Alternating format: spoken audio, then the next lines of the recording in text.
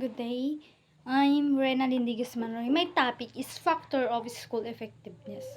Based daw sa research. Ibig sabihin, para maging effective daw ang school, is kailangan yung good practices at maging part daw ng system or culture ng school. Binabagi dito ang school-based management or SBM na ipinapakilala doon ng Department of Education sa Pilipinas.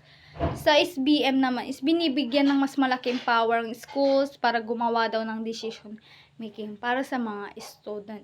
So basically, ang point nito is kapag ang school is may sariling decision making ay tuloy-tuloy nang improve, mas nagiging effective daw ito.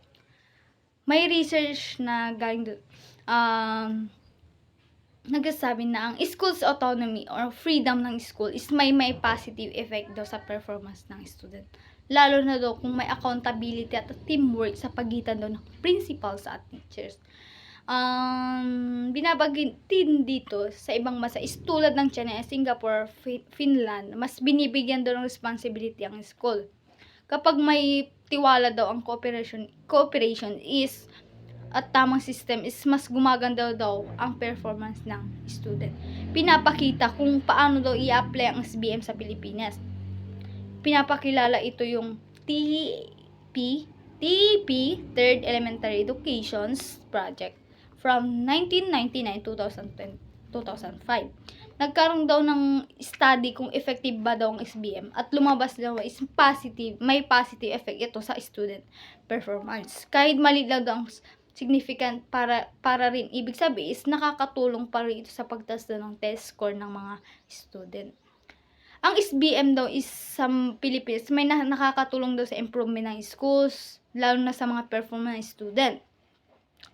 School-based management at kung paano daw ito is kung paano daw binabago ang system ng pamamahalo sa paaralan. Ang SBM is decision making sa pagdidesisyon. Hindi lang daw galing sa national district offices, kundi binibigay ng mismong paaralan. Ibig sabihin, ang mga principal, teacher, student, parents ay may mas malaking role sa paggawa daw ng decision making, lalo na sa budget.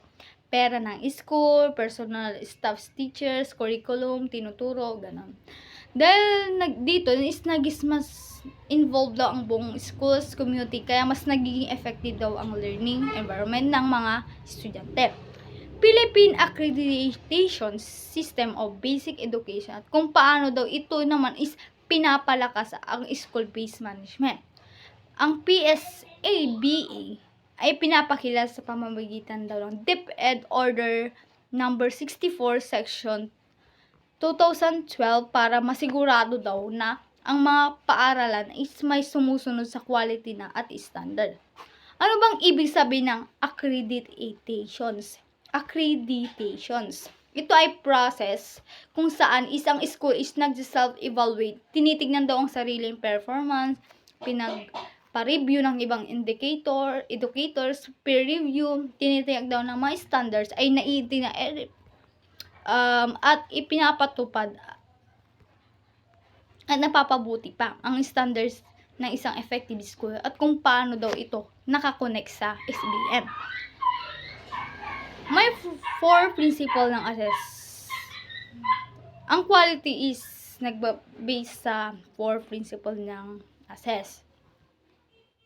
Leadership, hindi lang daw ito yung principal lang nagdidesisyon, kundi kasama ang teacher at isang member sa school. Teamwork at important. Community-based learning na ito is nakabahagi daw dito is community, parents, barangay, at sa education ng mga bata. Accountability para daw sa performance and results. May responsibility daw mga school sa performance. Student, dapat daw ang result is improvement. Pinagsasama daw ang mga sources, tulong ng government para masuportan ang educations. Yun lamang po. Maraming salamat.